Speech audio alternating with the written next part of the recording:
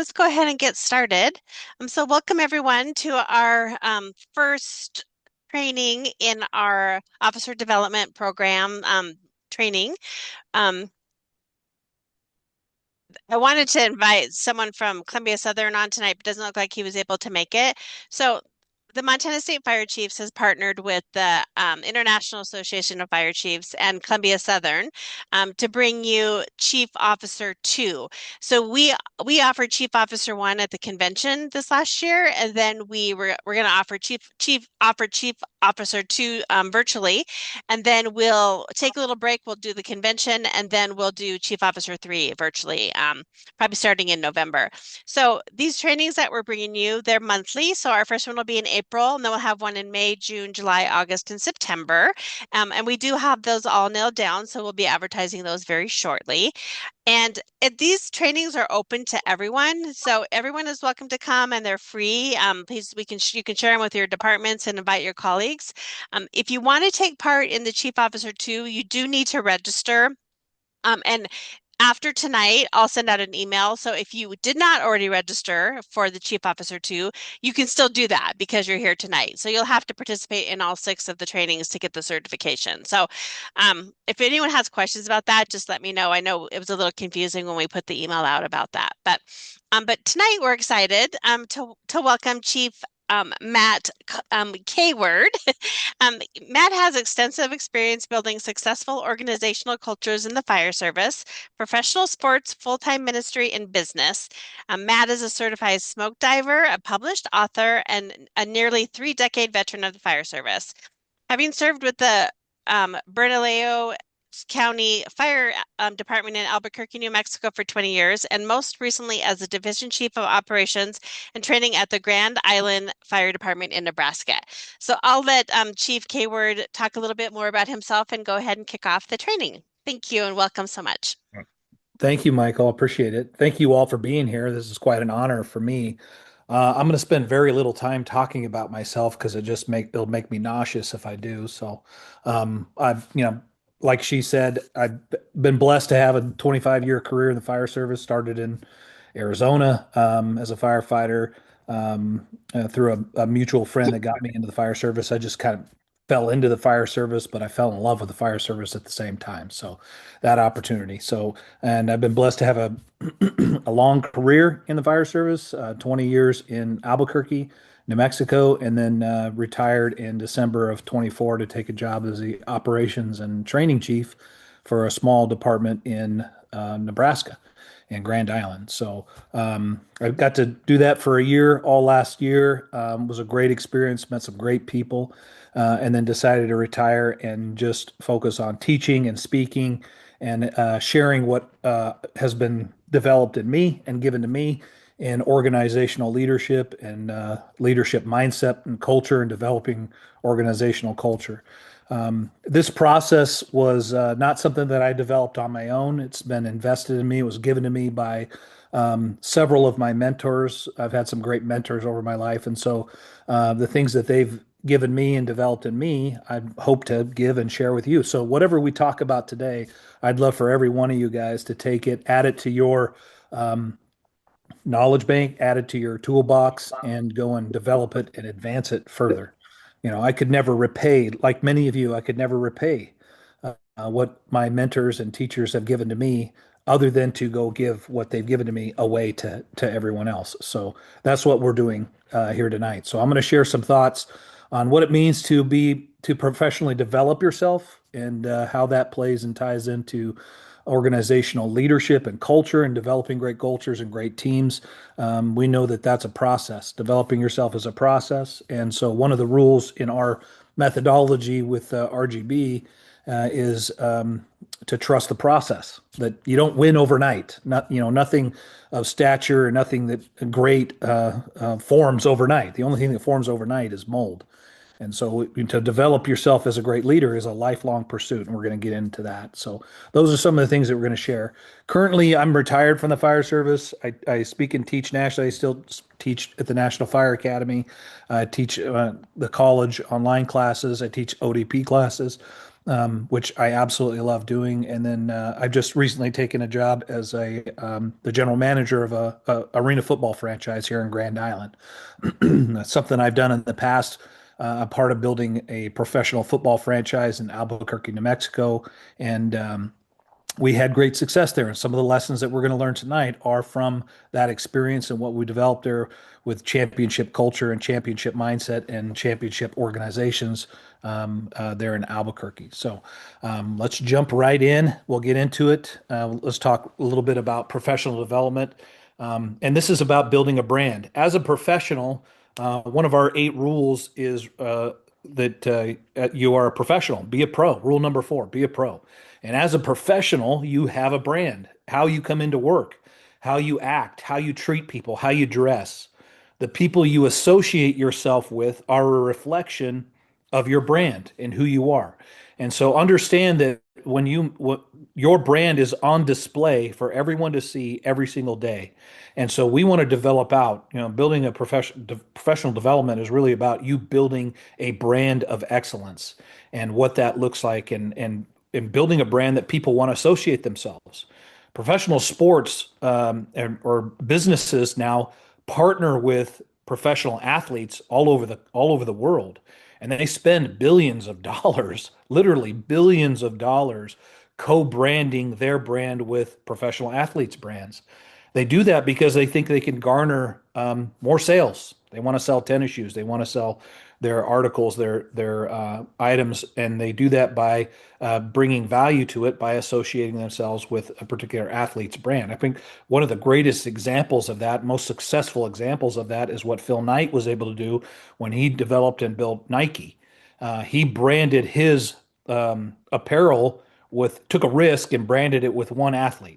And that one athlete went on to be probably the greatest basketball player to ever live, arguably. Now, I'm not going to get into a debate with you on who the greatest was. We'll just assume it was Michael Jordan for the sake of argument.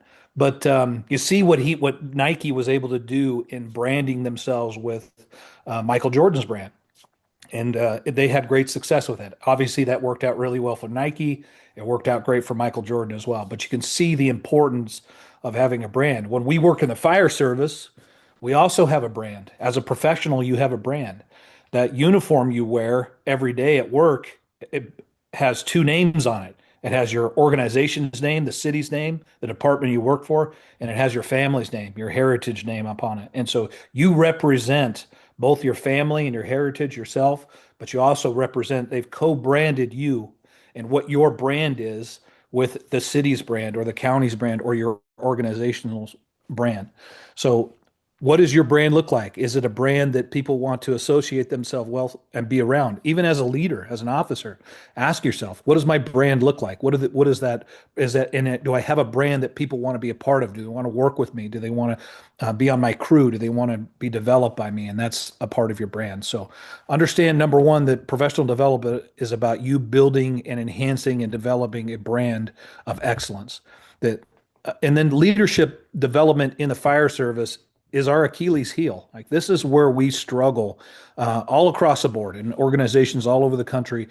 Every organization is struggling with leadership development, and this is our number one issue that we have got to answer questions and have a process for and culture of and develop that in order to develop the best leaders. It's a lifelong pursuit. You're going to be developing a leader. As a leader, you're going to be developing yourself all through your career. Year 1 all the way through year 25 if you're lucky to get that far, or 30 if you're lucky to get that far. So, but it's an ongoing process, and we have got to do a great job at it because everything hinges upon leadership. Everything is affected by leadership. So this is our Achilles heel. If we don't get this right, it's gonna collapse everything around us. Everybody is going to suffer. The teams, the individuals, the organization, the community that we serve are going to suffer if we don't have well-developed leaders. If we're not doing that, and if you don't have a leadership program in your organization, you need to start right away. And chances are you're not going to start tomorrow. It's going to take some time, and it's going to take 20 years for you to affect leadership if you started tomorrow. It's going to take you 20 years to affect leadership at the highest levels of the organization. So the impotence is upon us to get this going and do this right. And so what we're going to talk about today is I'm going to give you four pillars, four different categories where we need to focus on developing out leaders. And if we focus on these four areas, you're going to develop out great leaders, you're going to build out great culture, and everybody is going to win when we do that process. So number one, this is our Achilles heel. We need to do well at it. Developing a culture of growth and professionalism, that's what our goal is. That's what we're trying to get to. That's what we aspire to. We want to build out not just professionals, but we fill our organization with professionals. We're going to build out a great culture. We're going to hit on that quite a bit through this presentation as well. So leadership starts with one person and one person alone. It starts with you, starts with me, starts with every one of us. The single greatest leadership technique that any leader at any level of the organization, you don't have to even be in a leadership position to practice this leadership technique. And I'm going to call Peter. You're the camera up that I can see, so I'm going to call on you, buddy. So just prepare yourself to hit the mute. But I'm going to ask you, what is the single greatest leadership technique that every leader can employ at every level of the organization? What do you think it is? Lead by example. Lead by example. I knew you'd hit it out of the park. To lead by example, that's the single greatest and the most bang for your buck. We have got to lead by example. You want to influence other people, and that's what leadership is, right? It's influence. Can you influence people? And as a leader, you are influencing either negatively or you're influencing them positively. But you do that, the greatest technique, the greatest tool in your leadership repertoire is to lead by example. It's the most profound. It's what people are going to look at and listen to more than anything else. You can have all the greatest information in all the world. If you don't lead by example, and no one's going to listen to you, and you're not going to develop trust. You're not going to garner people's trust. We'll talk a little bit about that in just a minute. So it always starts with you. You've got to lead by example. The purpose of leadership, the purpose of leadership development, the purpose of this class is to identify the right people and get those people on the right bus, in the right seats, doing the right things. So that's what leadership development is. We want to recognize people and their potential, but we want to develop everyone in the organization because everybody in the organization is leading in some way, because we just summed it up. Leadership is influence. And so we need everybody influencing. You're going to influence the culture from every level of the organization. Culture in an organization is driven by the top, by management, by leaders of the organization. Ultimately, it's driven by that. It's set by that. It's professed by that, but it doesn't come to life at the top. Culture comes to life at the bottom, from the bottom up. That's where we see it. But it is absolutely driven by the top. And if you don't have leaders that are speaking and developing and purposeful about culture, about leadership development, then you're not going to have leadership development. You're going to have great leaders. You may get pockets of it and individuals who are being developed outside the organization. But if leadership at the highest level of your organization doesn't have this on their mind and this is not a focus of theirs, then everything is going to suffer, because culture starts at the top and it's driven by the top, but it comes to life through the people and at the bottom of the organization all the way up. So the second thing, our purpose is to get you to believe in your potential and your opportunity as a leader. So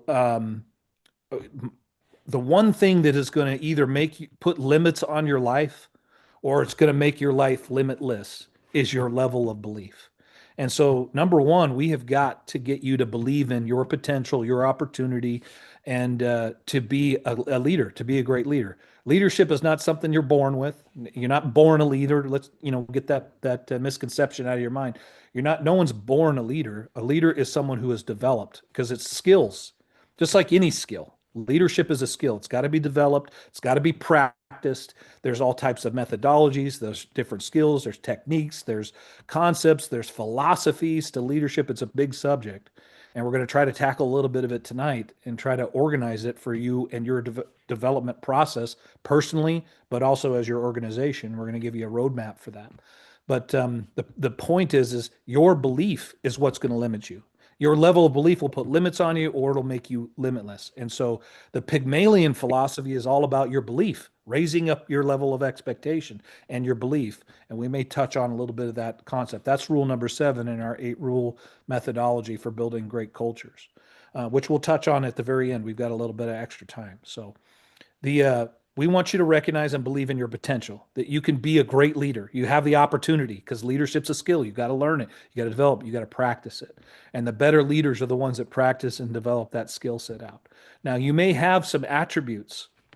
You may have been born with attributes or have some affinity to different skills that make you a better leader.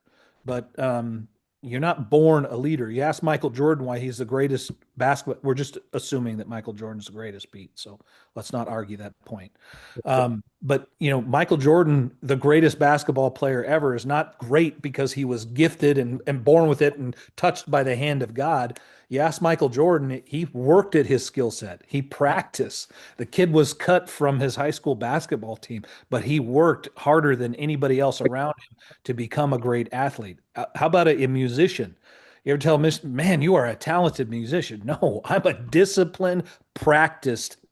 I practice at this skill. I put in hours, thousands of hours to be good at, be musically gifted and talented. So it's work that you got to put in. And any skill has got to be practiced. You want to get good at something, you need reps. You want to get good at something, you need practice. You need teaching, you need development, and that's going to make you a greater leader. So, and we're going to talk about all the different areas that you need to develop yourself. That's why there's 4 different pillars and ways to do that you should be focused on. And then I want you to believe in your opportunity. This is your chance. This is for you. You were put in this room. You're on this call because you're all believers in this philosophy. You all want to be great leaders. You want to develop out your skill. So I admire you. I admire what you're doing and why you're doing it. That's great. I think you'd be a great leader if you practice it and you develop yourself. So we'll talk. Not that I've got it all figured out. I have. This is the answer that you're looking for. Here you go. Run with it. I'm just going to give you some ideas and some things that you can work on and develop yourself out to build yourself into a great leader, because you can absolutely do that with the right mindset and the right belief. Number one, belief. I'm not going to be able to convince you to believe in this in yourself. I need you to believe in yourself and push yourself into this. So hopefully that makes sense. And then finally, the purpose of this is our time is fleeting. Before you know it, you're going to be old and chubby just like me, and you're going to be out of shape, and your opportunity to serve in your career is over. Man, I remember like yesterday when I started in the fire service, and I remember looking at my chief officer, the captain, and saying, "Man, I am never going to be that fat and old in my life." And now look at me, I'm killing it, Pete. I'm hitting it out of the park with that category. So. But it's coming. Age is coming for every one of us. This career is fleeting. You get a number of years to do this. You get a number of months. You get a number of weeks. You get a number of days. You get a number of shifts. And you as a leader you should be approaching that. Your guys and gals that are attaching their year of work with you, or their few years in the fire service with you, is a responsibility. And it's too precious to waste. We're not guaranteed tomorrow. So let's go after this today. They deserve to have a great leader running their station. They deserve to have a great battalion chief running their region or their shift. You deserve to have a great chief officer. And so that's a process of development. That's the Achilles heel of the fire service. This onus is upon you now. This is your burden. This is your responsibility. And that time is too precious to waste it. You're either going to spend your time or you're going to invest your time. It's one or the other. You're going to spend your time over the next hour as we talk, and you hear me ramble on about leadership concepts and principles and ideas. And I'm going to try to push you and encourage you and motivate you and inspire you to be a great leader. But this is up to you. You got to decide this. This is your opportunity. And I hope that you get it more than anything. If you take away just this one thing, is that right now is the time. And I appreciate you guys being on here and listening to me talk about this, because it's important for every one of us, because your personnel are important. Their families are asking you to take care of them, and they're hoping that they've put themselves in the hands of a person, the decision maker, and the decisions of that person. They're going to make great decisions that are going to keep them safe. They're going to make them successful. They're going to push them and get better, and all those things that are riding on the responsibility and the burden of you as a leader. That's why we call it the burden of leadership. Is that this is your responsibility, and there's no time to waste. How dare you waste a single moment of your opportunity? I mean, how could you let your guys get away with sitting on the couch or watching TV or wasting your shift? You get a certain number of those. How many shifts do you get in a year, Pete, in your organization? We're 100% volunteer. So Okay. Yep. It's even fewer because you guys got to work a job. Like you got to attach yourself to a career and you come in on your own time. Man, how great is that that you would give up your time to come in and work on this and you only get a certain number of those shifts. In the professional fire service, you get 10 shifts a month, right? On average, you get 120 minus all your vacation time. But if you're volunteering, it's even less time. And so the onus is upon you to even more take advantage of those moments when you're at the station with your crews, with your guys and your gals that are giving up their time as well. Let's not waste their time. Okay, let's take advantage of those moments and let's get the biggest bang for our buck. Let's squeeze as much juice out of this opportunity as we possibly can.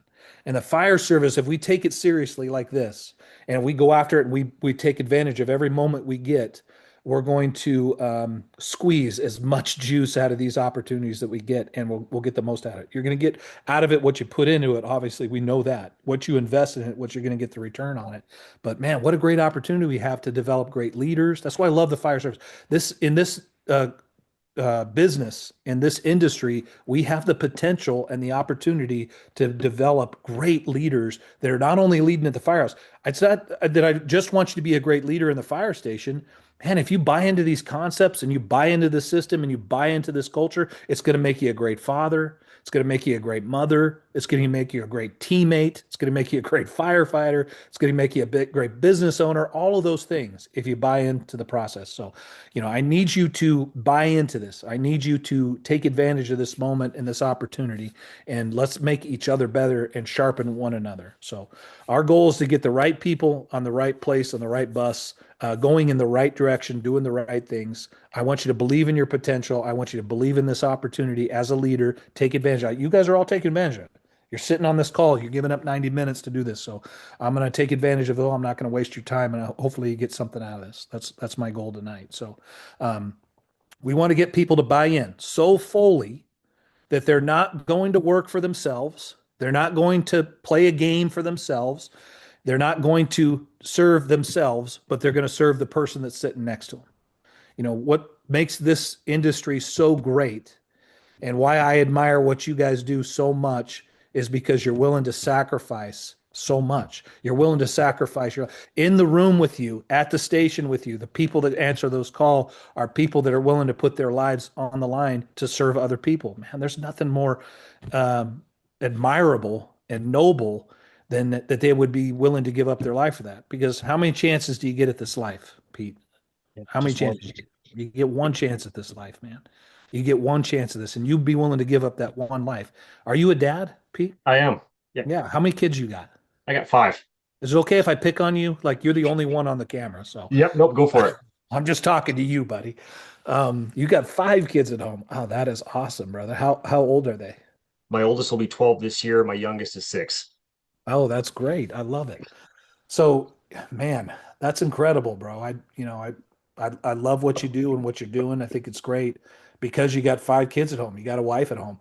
And what that says about you that you'd be willing to sacrifice your one life because you got 5 kids at home and a spouse at home, man, that tells me everything I need to know about you and how seriously you take this calling. And there's everybody else on the call is probably very similar. They got kids at home or a spouse at home as well. And the fact that you'd be willing to give up your children's father's life for this calling, man, what does that say about you? That you'd be willing to kill the father of your children, or the husband to your wife, or the wife to her husband, or the mother of your children. Those are the people that work in this career.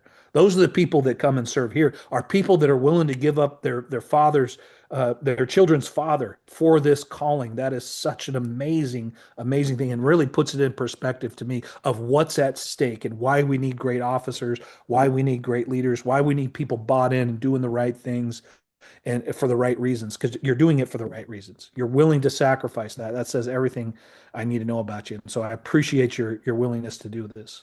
I mean, that's an admirable thing that you'd be willing to give up that, and that your family would be willing to sacrifice that as well because they agree to it as well. Maybe they didn't have a choice at the beginning because you got married into it, but they agreed to do it and they allow you to go do this job every single day. And that's remarkable. But the other thing that every firefighter gives up every single day is what? What do you give up? Other than your life, you give up something that's precious that you'll never get back ever again. Time. Time. 100%. You're willing to give up time. You're willing to give up the next hour and a half with me. And you're willing to give up shifts. You're willing days. Firefighters don't get to see the first steps of their children always.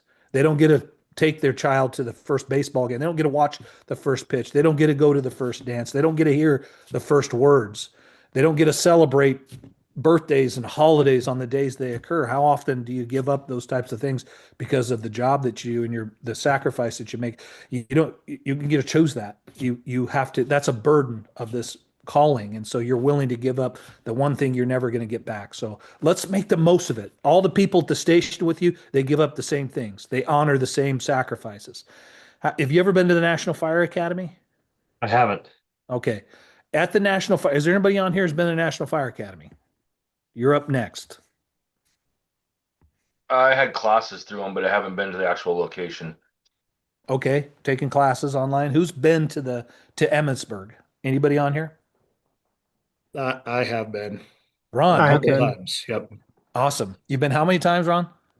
3 now. 3 now. Corey, you got your hand up. I assume you've been as well. So let me ask you, Ron, what is lining the walk path from the dormitories? Because at the National Fire Academy, it's a college, a former women's college, actually. But they have dormitories on one side of the campus. You go to the chow hall, the cafeteria, and then on the other side of the campus are the classrooms where you take classes. And between the dorms, the chow hall, and the classes are walk paths. And they're all lined with what? Most of them are lined with bricks that are in memorial to someone who lost their life in the line of duty. That's exactly right. Along those paths are made of bricks, red bricks. And engraved on those red bricks are names of firefighters who gave up their one life, as you said, Pete, for this calling. They gave the ultimate sacrifice. And so people in this service they're in this service because you believe in sacrifice. You're willing to sacrifice. And that's what makes you guys so great, and why I admire you so much and what you do is because you're willing to do the same thing that every one of those names were willing to do and give. You're willing to sacrifice time, and you're willing to make the ultimate sacrifice. So let's honor every one of them by taking the next however much time we got left together seriously, taking notes, writing things down, because that's what's the mark. Like, are we going to get better at this? Are you really here to learn and develop? Let's make some notes. Let's give some feedback, and let's take what we learn and advance it. Take what I give you today and advance it. Make it better. Develop it out and give it away to those around you. Because knowledge is a gift, right, Pete? It is. You believe knowledge is a gift? Well, what do you got to do with it in order for it to be a gift? You got to give it away.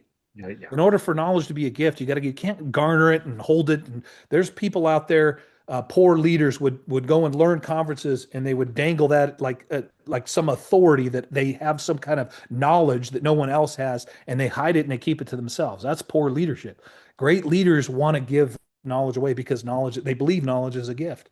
You want to give that. It's not a gift until you do what with it? Until you give it away. So that's what we're doing. I want you guys to take this, add to it, give me some feedback. I'm going to learn from you. Hopefully I've got something worthwhile to offer you guys tonight. Let's see if I can get the slide to move forward. All right. The why. Every leader is a work in progress, right? I'm a work in progress. If you ask my wife, she'll tell you I'm a work in progress. I say it all the time to her. Listen, honey, I'm sorry. I'm a work in progress. I'm learning. I'm getting better. This is a process. Trust the process. Rule number 5, trust the process.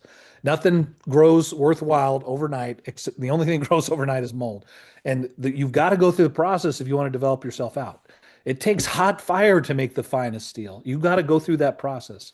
And, the winning and having success as a leader or building great teams is a process, right? It takes time. We win on Saturday night here in arena football, professional football, is not because of how we did on that night necessarily. It's all of the hours, the days, the weeks, and the months that led up to that moment where we're playing on the field Saturday night. But it's all of the sacrifices, it's all of the commitments and the goals that we set and are working towards. That process is how you're going to be successful. So we're a work in progress. You as a leader, you've got to trust the process. You got to go through it. You got to take classes, go to ODP. I mean, there's lots of great places to take classes. If you haven't been to the National Fire Academy, Pete, as you said you haven't, bro, you got to go to the National Fire Academy, man. As the other guys on here will tell you, it's an amazing place. There's two types of people that go to the NFA. The two types of people that are there. There are teachers and instructors there that want to teach, they want to develop, they want to give this gift of knowledge away, and they do it freely. They love doing it. They're passionate about it. They believe in what we're doing and what you're doing. So number one, that's one group of people that are there, the people that want to teach and give and develop. The second group of people that are there are people that want to learn. And so it's filled with people that want to teach and filled with people that want to learn and get better in this profession. And they understand that this is a process and they trust the process by going.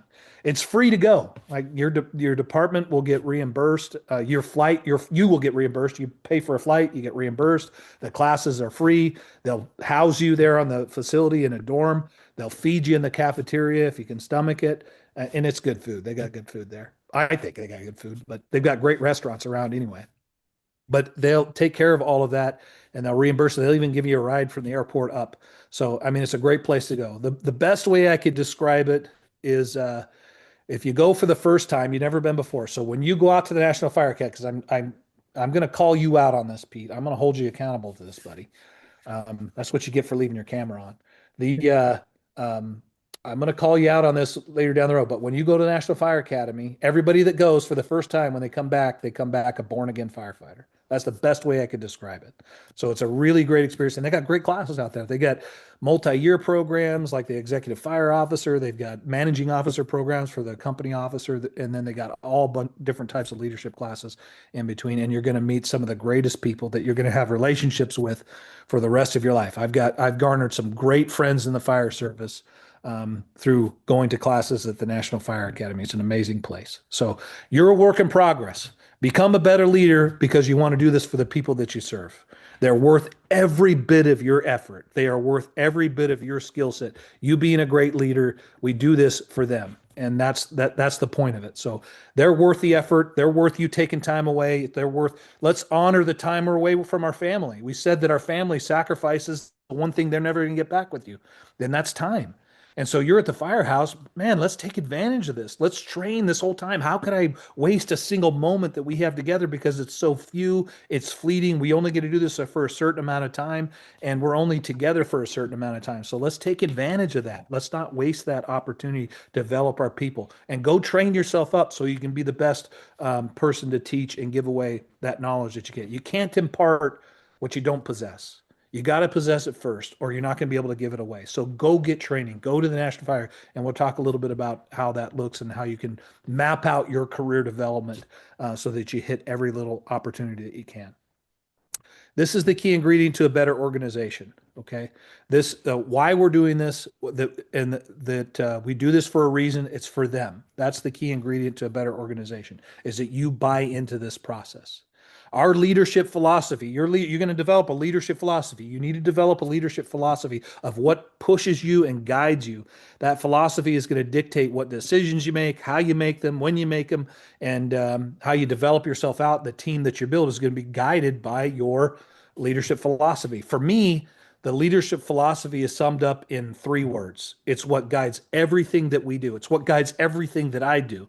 It's what the reason we do this is because of these 3 words. And the 3 words are, I love you. Because I love you, I'm going to hold you accountable. Because I love you, I'm not going to let you come into work late. Because I love you, I'm not going to let you come when you get here into work, not give your very best effort. Because I love you, I'm not going to let you half-heartedly go through your training and your skills and practice. I'm not going to let you do that because I care about you. If I didn't care about you, then I wouldn't care what you did. I'd let you go do whatever you want. Because you care about your kids, you make sure they do their homework. And you push them when they don't want to do their homework. And maybe you yell at them when they're not doing their homework. And it's not because they don't get it. We're not frustrated they don't get it. It's that they're not doing the process. Trust the process. You got to do your homework. You want to get good grades? Do your homework and go to school. That's it. That's the recipe for success in schools. Go to school every day, be available in class, learn, be respectful, and do your homework. That's how you get good grades. So go through that. Trust the process and push your kids, you push your people in your organization, push the people on your team because you care about them. And the highest form of care is going to garner you the greatest form of trust. Ultimately, trust is something that you have to give. And everybody will tell you that trust is earned. I'm telling you, trust is given ultimately. And let me give you an example. If you've ever been in a relationship before where trust was broken, and if it was something that that you didn't give away, then how could you stop it? Like you can stop trust immediately. I don't trust you anymore. You make that decision. You decide when to take it and when to give it. And so if you've ever been in a relationship and you've broken trust, you take that trust back. They broke it. They're not worthy of your trust. So you no longer give it to them. That relationship doesn't last any longer, or it's ruined right there because of the lack of trust, because you can't have a relationship without trust.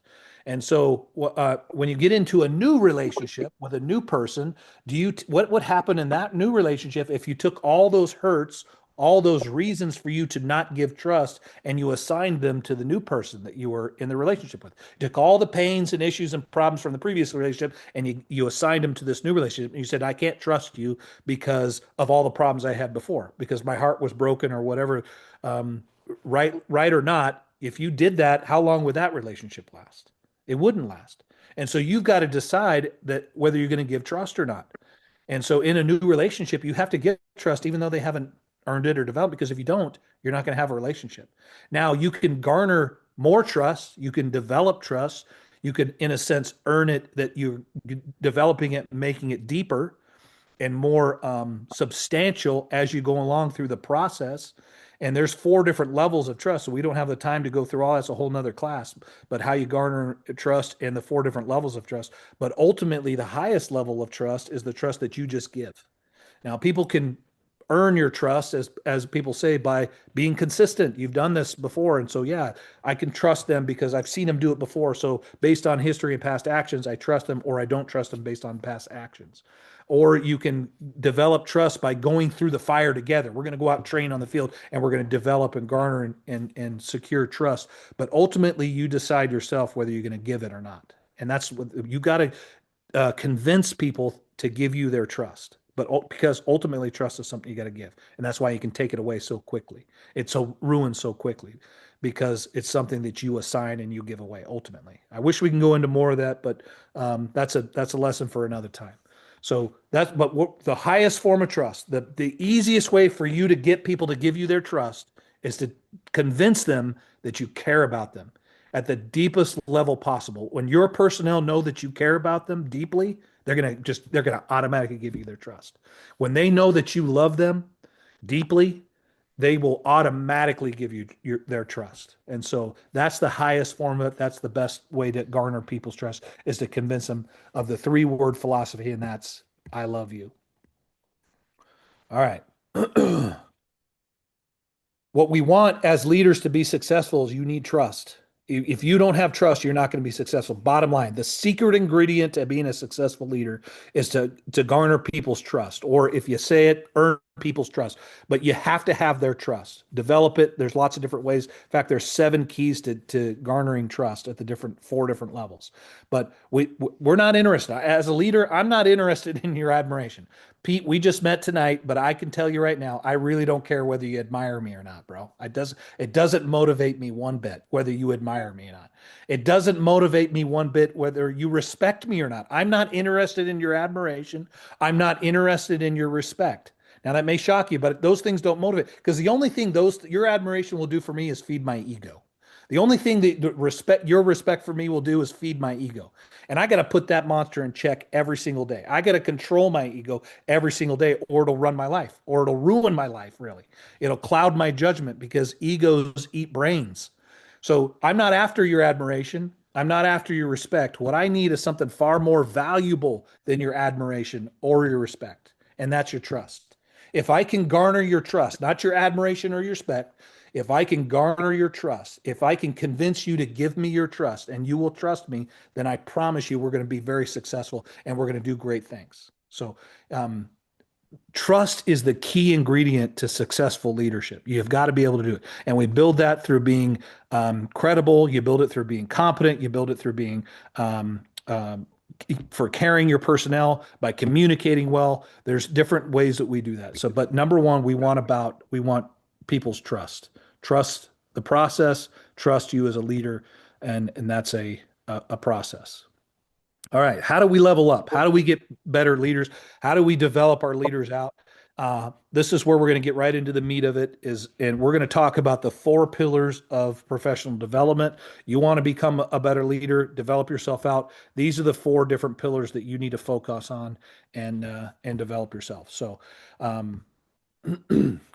apologize. I got to move the camera around here. Pete, you take up my whole screen, so I got to move you around while I'm doing this. So getting hired is not the finish line, right? Like we go through this hiring process. We're so focused on that, getting on the team, being a part of the organization. Yeah, that's the first step, but it's not the finish line. This is just the starting point. This is where we begin. Great fire service careers require lifelong pursuit of learning. This is a process. You're a work in progress. And so we need to do this all throughout our careers. Not just when we become chief officers. I'm done with my fires. I'm still taking classes. I got so much more to learn and opportunity to learn because you can't impart what you don't possess. So you got to go learn and go take those classes and train. So this is a lifelong pursuit. It's not something that you do just at the beginning of your career and then you sit back and rest on your laurels. What a waste. What a wasted opportunity. There's so much training to do out there. There's no way you've taken every single class or been through every conference. So why not? Let's go learn. What a great opportunity the fire service gives us to learn from some great leaders. There's some great books out there. There's some great classes out there. What CSU does with ODP and them getting bought into what the International Association of Fire Chiefs does, I think is remarkable. I absolutely love it. And I'm honored to be a part of this process with you guys. So hopefully I get invited back, but we'll see how that goes tonight. Right, Pete? So great fire service leaders are people that are committed to this their entire career. And I applaud you for doing it, and I hope you continue doing it. Leadership requires lifelong learning, and it requires us to have a mindset that we can grow. I think the remarkable thing are one of the aspects of great leaders are people that are willing to learn, no matter they've been it. Can you still learn, even though you've done this for 20, 25 years? Can you still learn in life, even though you're 50 or 60 years old? Can you still learn? And that mindset of I want to grow and learn and get better every day, which happens to be rule number 6, get better every single day, is what is really going to define you as a great leader. So the 4 pillars of professional development, you can see it on the screen. Number 1, let's develop ourselves through training and certification. Okay, which is different from formal education, which is different from you applying what you learn in the classroom and in conferences or reading in a book through training and certification and formal education experiences about you going and putting it to practice. Because what it looks like in the classroom on the chalkboard or the dry erase board, I guess I should say, you guys don't even know what a chalkboard is, but do you know what a chalkboard is, Pete? I do. Oh, okay, well, my man. All right. You just derailed my whole thing. I know what a chalkboard is. Taking what we've learned on the chalkboard or in the classroom and putting it into real life practice may be very different. And so what it looks like in a book or concepts may not have real world application. So can you take what you learned in the classroom and concept and can you apply it on the fire ground? Can you apply it in the fire station? Can you lead and develop teams that win and are successful and people that win and are successful? And then the 4th pillar is a separate pillar in and of itself. Okay. It's got methodologies, styles, all concepts, techniques, everything.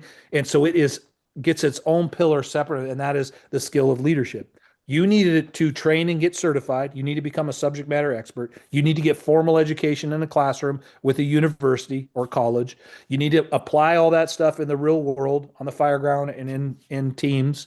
And then you need to also separately develop out your leadership skill because leadership is a skill. All right. Let's talk a little bit about pillar number 1, training and certification. We know that training is the lifeblood of the fire service. Like this is everything that we operate on in the fire service or come from or develop is through training. We have got to be doing training all the time. So it's what feeds our competency. It's what feeds our skills. It's what feeds our knowledge base. It's what allows us to be creative and think outside the box. But if you don't get trained and certified and all the different levels and opportunities to do that, you're not going to be able to think outside the box. You're not going to be able to expand on it. You're not going to be able to advance this your organization, your team, or this industry unless you go get trained and certified. So understand that training is the lifeblood of the fire service. It reinforces the fundamentals, the basics of things, and it builds a sense of readiness and a atmosphere of readiness in every one of us, that we are ready to go do this. How many times have you trained on something and then that day or the next day you run that very call? Like, we haven't trained on this in years. Let's go train on the gurney today, and then all of a sudden you get a call you need the gurney, or a backboard, or whatever the item is. But you trained on it, man, and then very next thing you run a call that needs it. Like, perfect timing, great job. Happens all the time. But we should be training on things every single day. It reinforces our fundamentals, it makes us better, and it builds readiness within your crew. You've got to train. It also builds trust. This is where you develop trust. You want to garner people's trust. You want people to trust you. Go train with them. Going through this process will develop. That's one of the higher levels of trust, is going and doing this through experience and developing that, going through the fire together, testing one another. That's how you're going to develop trust. And then one of the 7 C's of building trust is credibility. You need to know what you're talking about. You need to be credible. You need to know what you're doing. So training will feed all of that. You want to build a great team, go train together. Be all about training. Buy into it. Great leaders take ownership.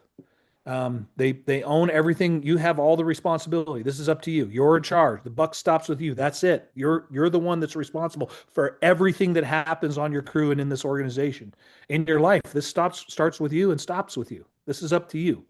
But you also give it away. You also give responsibility. You want to train people to be great leaders? They need reps. Well, how do you get good at leadership? Reps. How do you get good at making decisions? Make decisions. That's why I tell all new officers, you should tell your new officers, I need you guys making decisions. Make all the decisions up front. I encourage my new officers that, hey, I need you guys to make lots of decisions, because how do you get good at making decisions? You got to make decisions. You got to make more decisions. So decide on where you go for dinner. Decide on what you guys are doing, how you're doing training, what the schedule is, what chores you're doing that day. You decide all that stuff early on.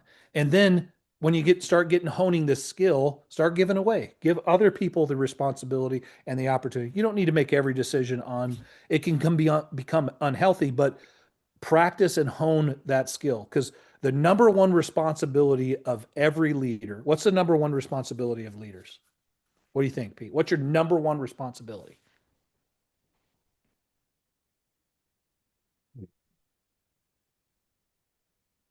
I'm going to correct you if you're wrong, buddy, so don't worry about it.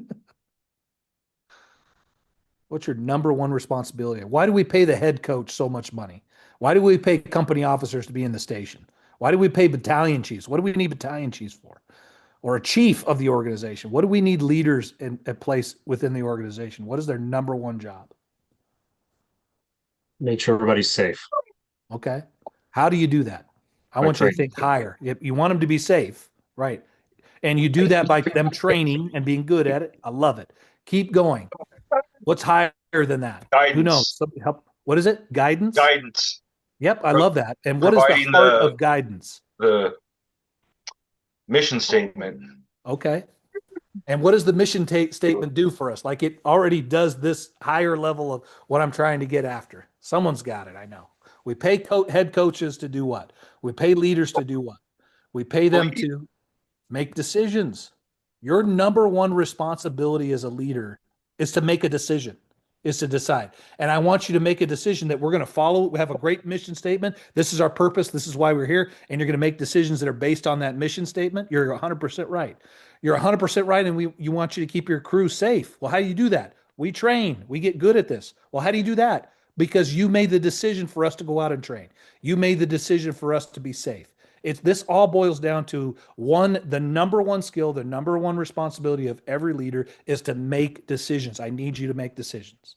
And when you hesitate and you don't make decisions, especially in an emergency, you got to make quick decisions. That's when everything unravels and it gets behind. And so it's upon you to be good at this. Go get training, go get certification, be good at making decisions, practice making decisions, because that's your number one responsibility. You're the leader in the firehouse, wherever you're at on your team, because I need you there to make decisions. Okay.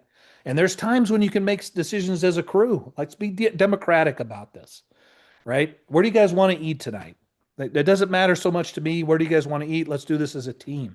Or when you're on the fire ground and you're making critical decisions that are going to affect your crew's lives or the success of this structure fire or whatever the emergency is, you got to make good decisions, and you need to be practiced at that, and you need to base it on what you know and all the different aspects of being a great decision maker. But number one, your number one job is to make decisions. So how do we make good decisions? Well, you got to be competent.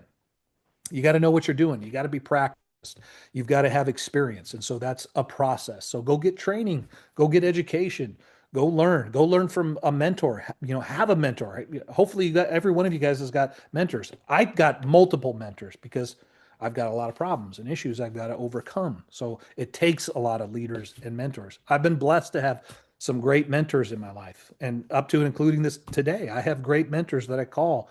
This is what I'm thinking. What am I missing? What am I not seeing? Because you don't know what you don't know. You don't have a clue. That's why you don't know it.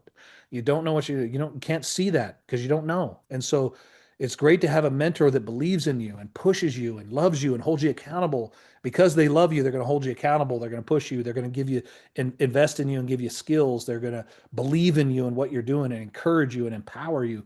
And they're going to push you. So having a mentor is a key to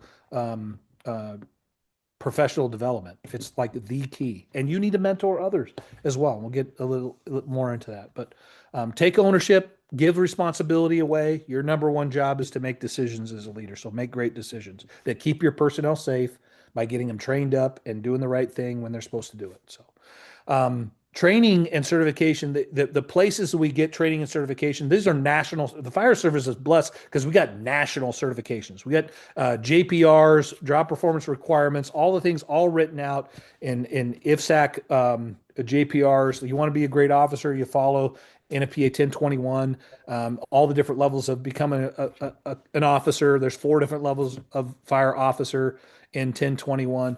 In instructor, there's 3 levels of instructor certification. So we know all these, and then you've got 1006 that has all the different technical rescue and those operations. So go train in all those things. Then you've got the code enforcement series and community risk reduction. I mean, there is just a plethora. You'll spend your entire career going through training certifications, IFSAC and Pro Board certified or credentialed training classes. So go pursue that out. I would require my crews.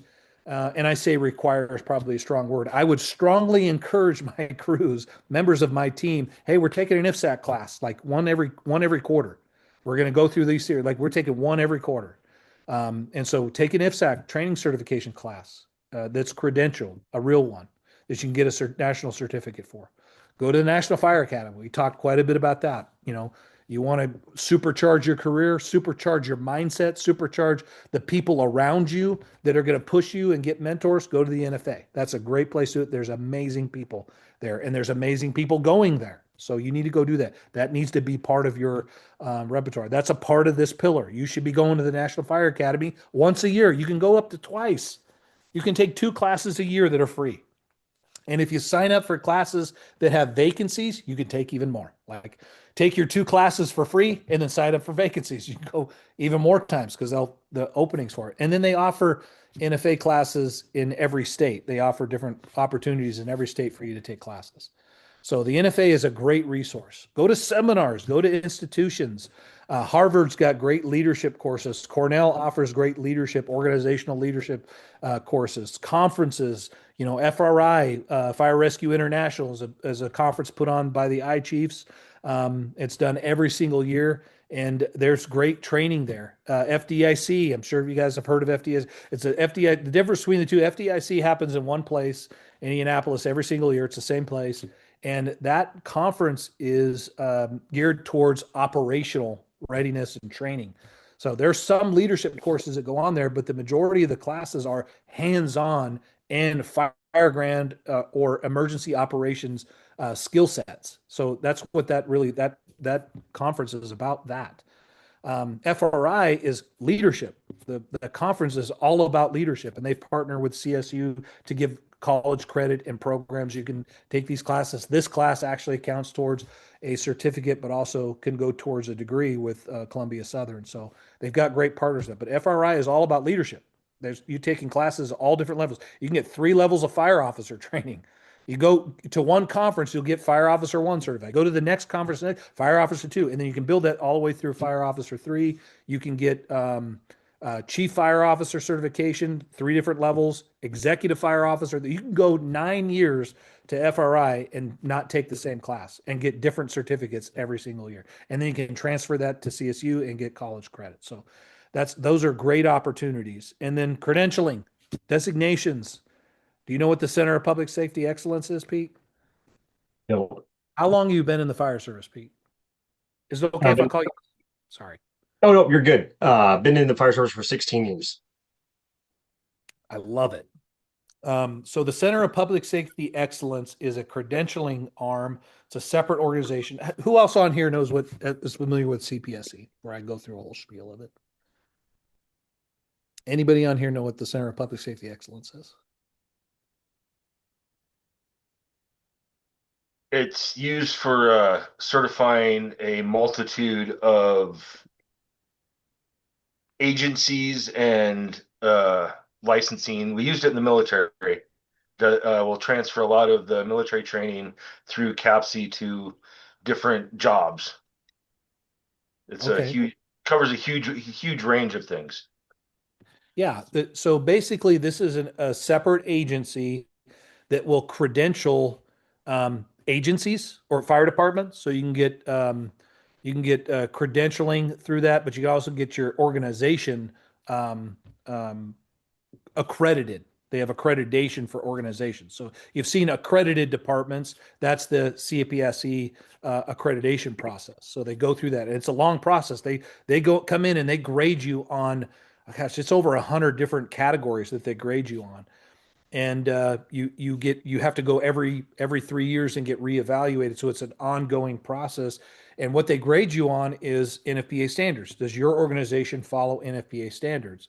And there's a whole bunch of other things. So they will grade an organization. You can become a accredited organization.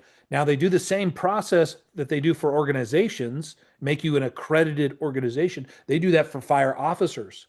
So as a company officer, you can go through a process of peer review, and you get assigned a peer reviewer, and they walk you through your whole career and your training classes and what you're doing and developing, and they mentor you on how to get credentialed. So you can get credentialed at the fire officer level. You can get credentialed as a fire marshal. You can get credentialed as a chief fire officer. You get credentials as a public information officer, a statistician. They have a credential for that as well.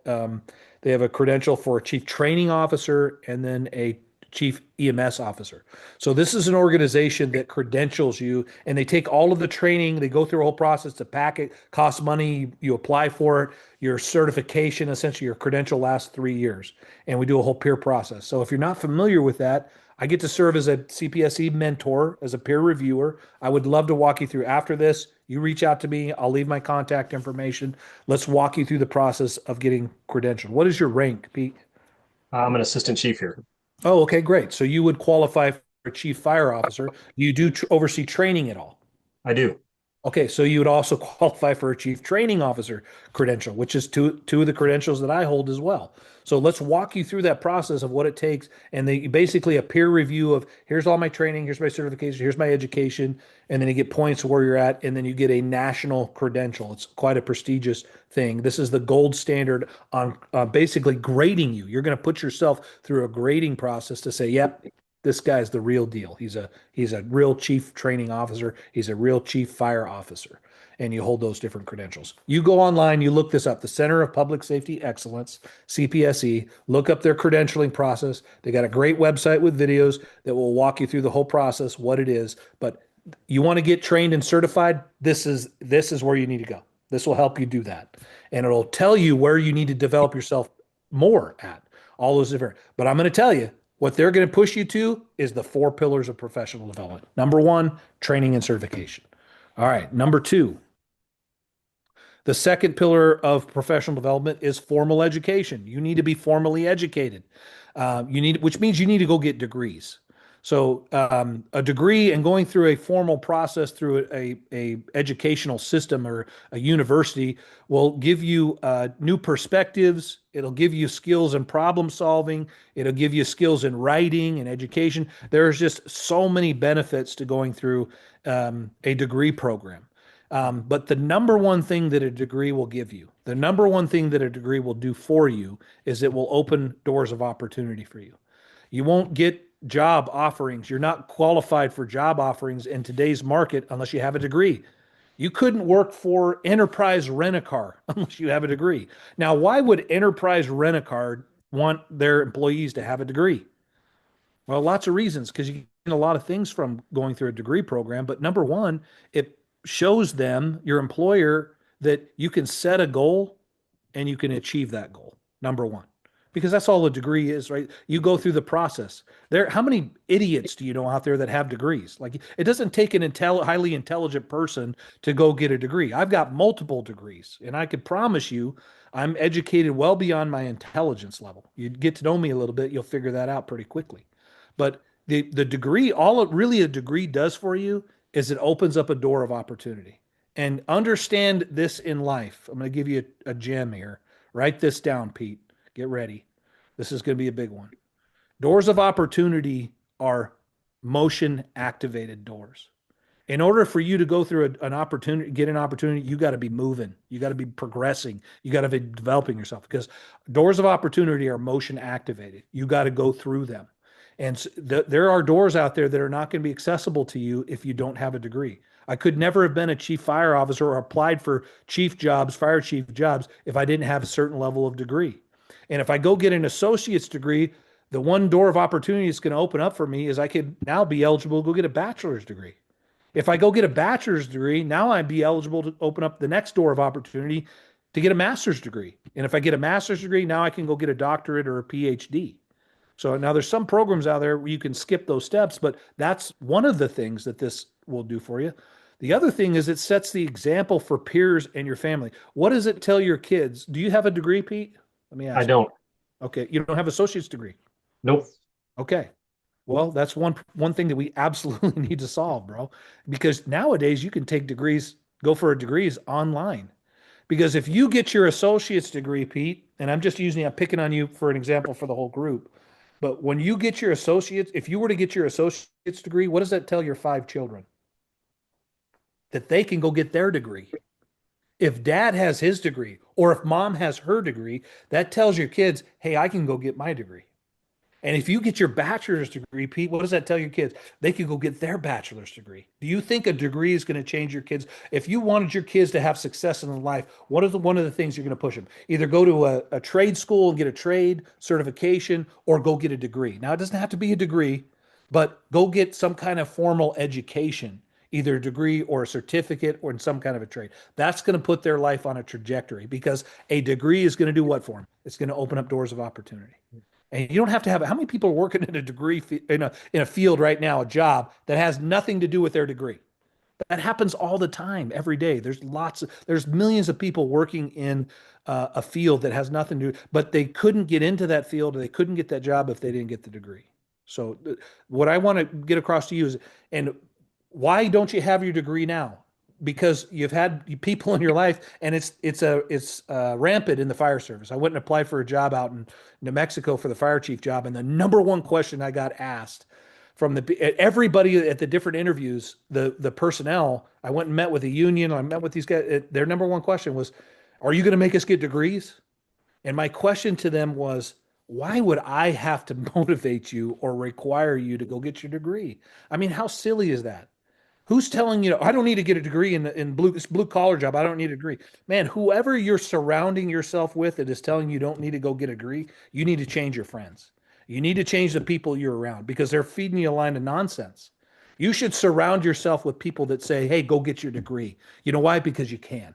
You can do it. If I can get a degree, I've got 2 associate's degrees, 2 bachelor's degrees, 2 master's degrees. I'm working on a doctorate. Bro, if I can get a degree, anybody can get a degree. I promise you can get a degree, because all it takes to get a degree is discipline and effort and time.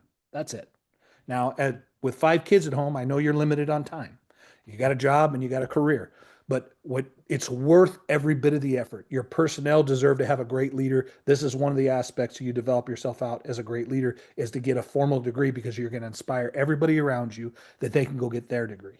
Does that make sense? It does. So I want you to go pursue your degree because I don't want you to limit what your opportunities are in this life because you only get one chance at it. So why not go squeeze as much juice out as go get a degree, go get multiple degrees, go pursue education because it's gonna feed you something you don't even know because it's infectious. You go get the first degree, you're gonna want the next degree. I got my associate's degree, I wanted the next degree. So I got another associate's degree in fire science. And then that opened a door to get a bachelor's in fire administration. And so I went and pursued that. And then I thought, man, I love studying the Bible because I'm an ordained pastor too. So I got my degree in biblical theology, which opened up an opportunity to get a master's degree in biblical theology. So I got that.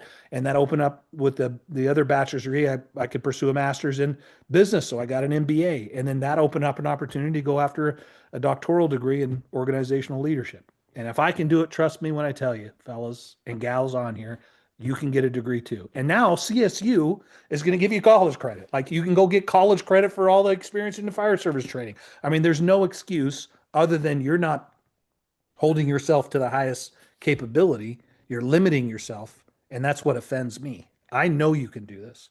I believe in you. I promise you can get it done. It's going to take some effort. It's going to take some time, probably take a little bit of money, but you can get it. And so what I told that fire department when I went and interviewed with, man, you got to get yourself around different people. I shouldn't have to convince you to go get a degree.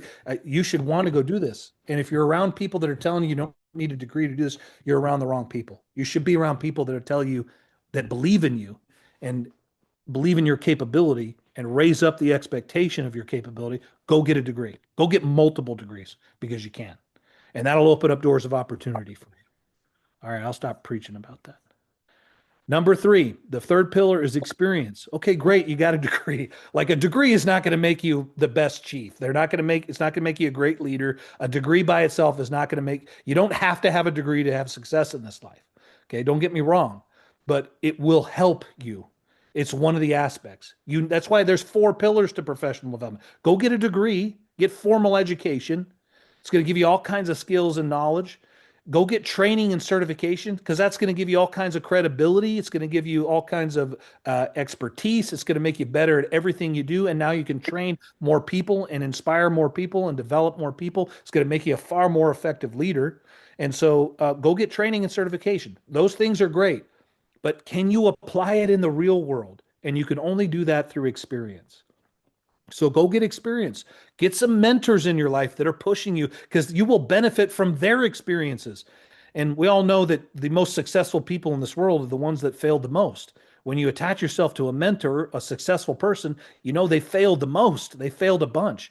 And they can teach you all kinds of lessons from their failures. The greatest teacher in this life is pain. The greatest teacher in this life is failing. And if you fail in life, that's not the end, unless you give up.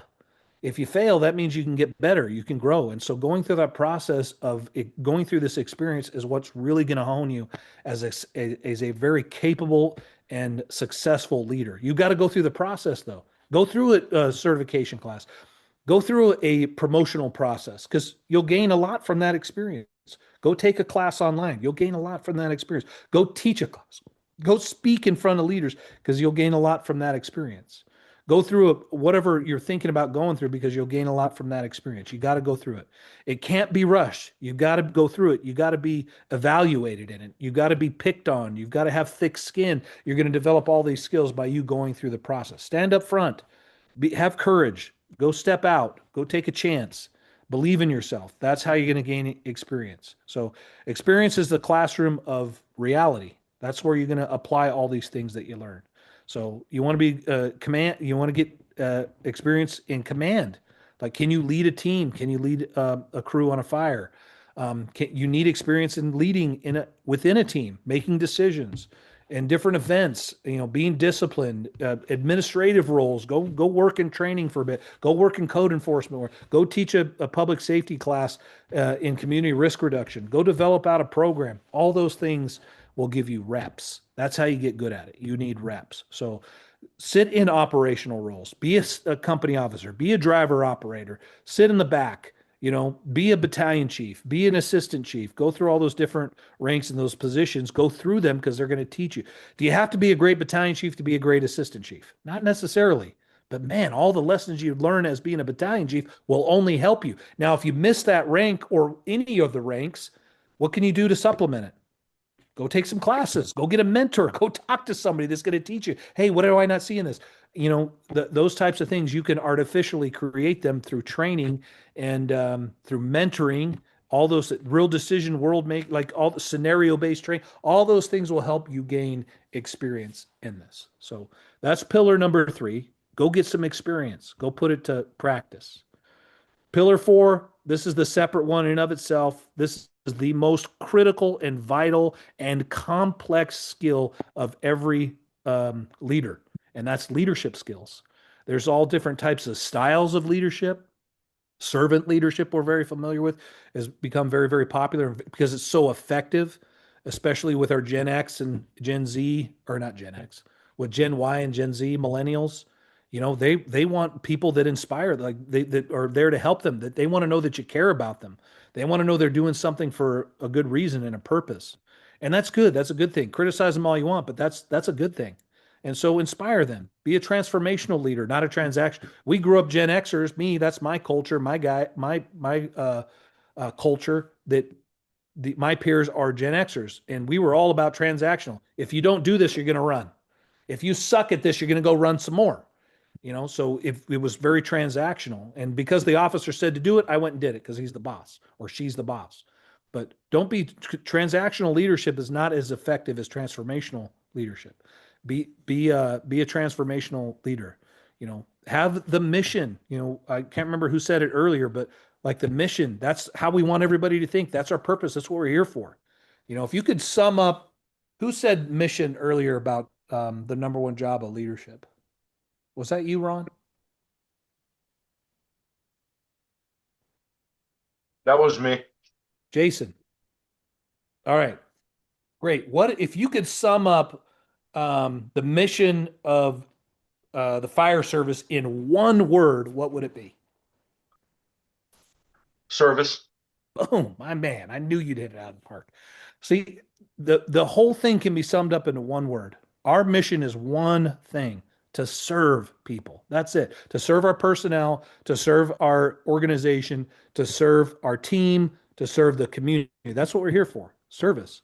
And so when the tones go off and we got to go run a down and out, or we got to go run a frequent flyer, or we got to go run a call that isn't so glamorous, and we are upset and angry, or we're kicking rocks out, oh man, we got to go to this call. That really is the opposite of what is that. Does going and helping that person who's down and out, or we've run on 15 times, is that service? 100% we're serving them. And so if our mission is to serve the public, then it shouldn't matter what the call is. We should go out the door with the greatest attitude, the right mindset. Hey, we're going to go serve the public. We're going to go accomplish the mission. That's what we're here for. Let's go do this. Let's go do the greatest inter-facility transfer these people ever seen. We're going to knock their socks off on the greatest because we're going to have the right mindset and the right attitude when we get on the rig and we show up, and that attitude is going to transfer to everybody around us, to the personnel that are working with us, as leaders especially, because they're watching you. We're leading by example, right? And so if we set an example of complaining and a bad attitude and a bad mindset, it's infectious. If we do it in a positive way, it's just as infectious, and it's even more powerful. And so if the tones go off and our mission is to serve, then we're going to do our mission. Let's go be great at it. Let's go do it. That's what leaders do, and why you need to develop yourself out and have a right mindset, a great mindset, and a methodology and a culture, and be purposeful about it and speak the mission every single day, reiterate it, encourage the people around you, be transformational, communicate, coach, be accountable to everybody around you, hold them accountable, because it comes down to the 3 words. We're doing this, we're learning and developing because of the 3 words. Because I love you guys, that's why I'm here for an hour and a half with you. Because I love you guys and gals, that's why we work and we come in and we do our show. Because that's why I put in work, and I'm a great administrator, and I write the mission statement, and I teach it, and I have the rules, and I'm putting out good policy, because you deserve to have great leaders that communicate well, that are here bought in with you and believe in what you're doing and the sacrifices that you make, our families make every single day. Let's honor their sacrifice of time away with them by being great at what we do. And that's about service. So because the three words inspire us and push us and hold us accountable, that's the purpose. That's why it's the philosophy, is that you do this because of those three words ultimately. So be a leader that reads. Leaders are readers. You need to be reading. You need to be studying. How many leadership books out there? God, there's tons of them. Some are great, some are good, some are not worth reading, but there's some great leadership books out there. A number of them I could rattle off. One of my mentors and friends has written 19 bestsellers that I would really encourage you to go read some of them. They're easy reads. They're 2-hour reads. The Energy Bus. Has anybody ever read The Energy Bus? Pete, you got to write this down. I want you to go read The Energy Bus. This is the book. It'll take you 2 hours to read it. You can listen to it on Audible, and it's written by one of my dear friends, John Gordon, who speaks and coaches and mentors some of the greatest leaders on the planet. NFL coaches, Major League Baseball coaches, college basketball. He's one of his students just won the Women's College World Championship. He speaks to a ton of leaders. Those are some great books. He's written 19 of them. Every single one of them is freaking brilliant. And they're really short reads. They're excellent. And I would really encourage you to go. Jocko Willink and Echelon Front. Have you ever read Extreme Ownership? Yes. Yep. There you go, my man. The great book, right? Tons of great leadership concepts in there, right? So there's some great leadership books out there. What the benefit of a leadership book is now you're going to gain from 40 years, sometimes more, of experience from this leader. You get to learn it all in a $20 book. How great is that? What a great resource. So go get some great books, study and learn, and take your crew. Have you taken your battalion chiefs through Extreme Ownership together? Man, go grab everybody Extreme Ownership book. Hey, we're going to meet on Tuesdays every morning. We're going to go through this book club, and we're gonna go through this book together. Let's meet on Tuesdays and go through it together.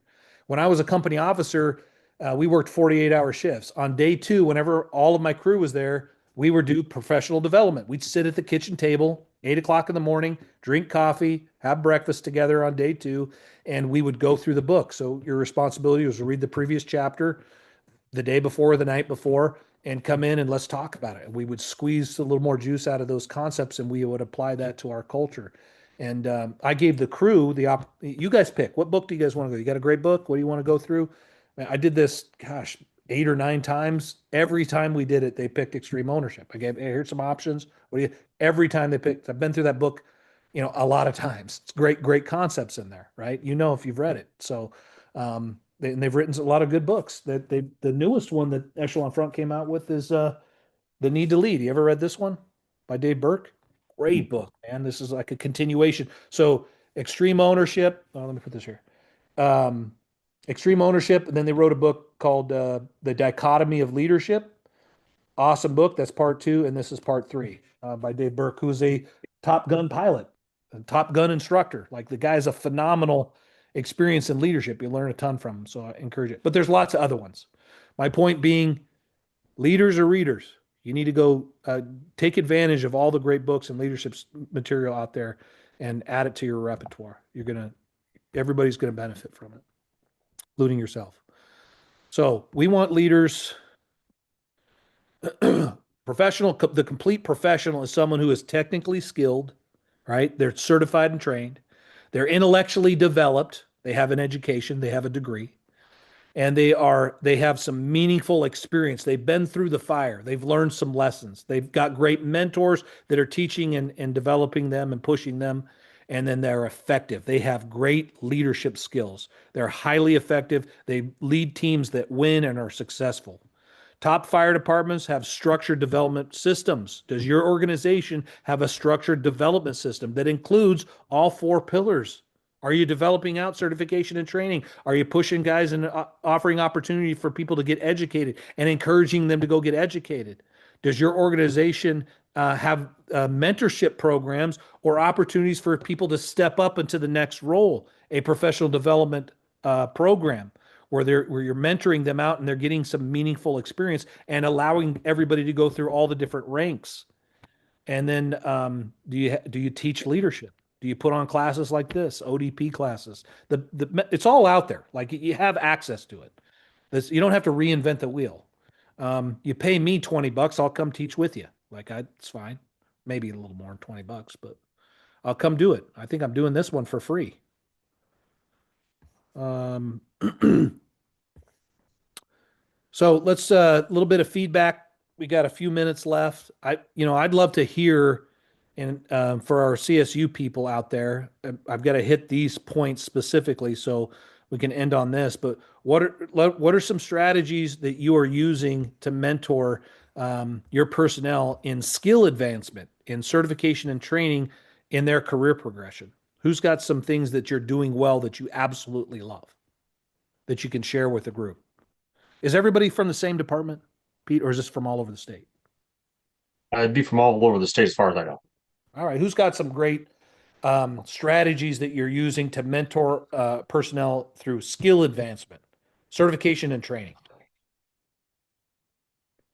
I'm pushing a lot of my guys to get instructor certifications in various CPR, ice rescue, rope rescue, those kind of things. So if they're not as comfortable with their own knowledge, teaching it is a way to become more comfortable. Sure. Yeah. Because you got to go learn it first before you can teach it. Otherwise, you're going to Exactly. embarrass yourself, right? It's a good way to do it. Hey, I need you to teach this class, so you got to go get trained on it. Good. Anything else?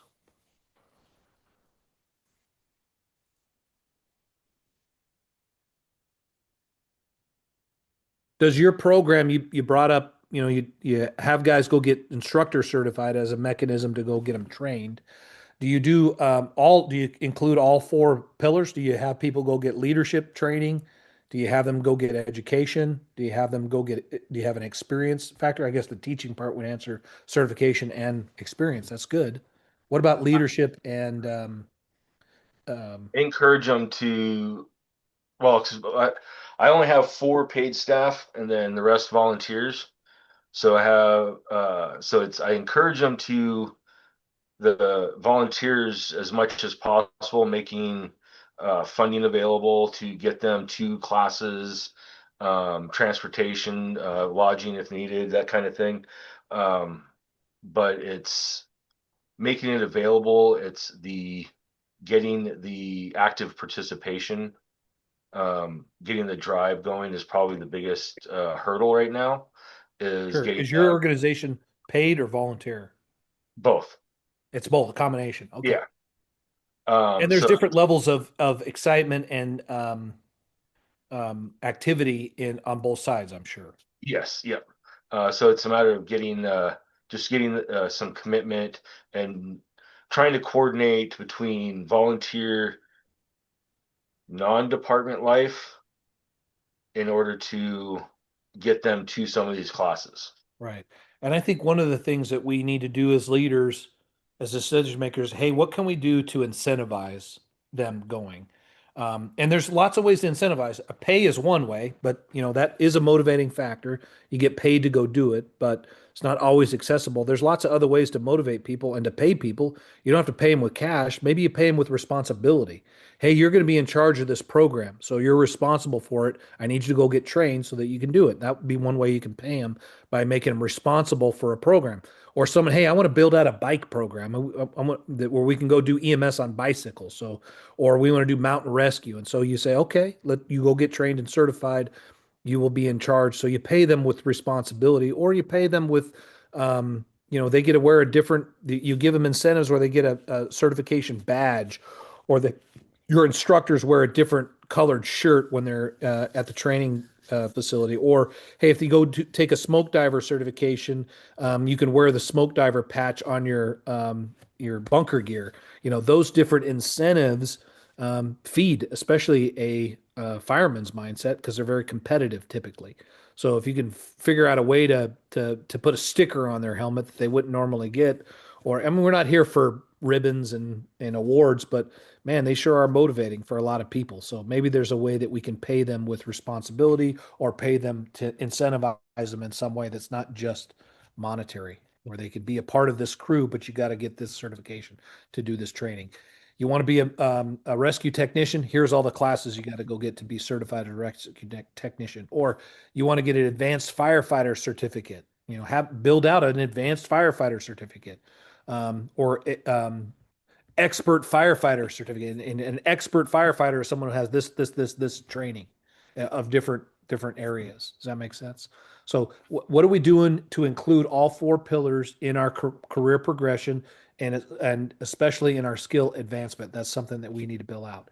How can the four pillars approach inspire professional growth and foster a culture of continuous learning? What do you think, Jay? Is there anything, Jason Hill, you're a chief, right? Jason? Yes. Okay, Yep. Chief Hill,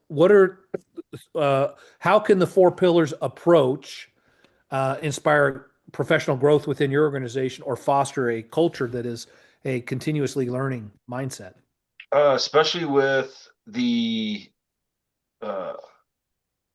using the rank structure to provide a guide, a path you can follow, and then, like you said, incentivize it with responsibility. I've actually got one of my officers right now asked about doing inspections for wildland fire safety and so forth.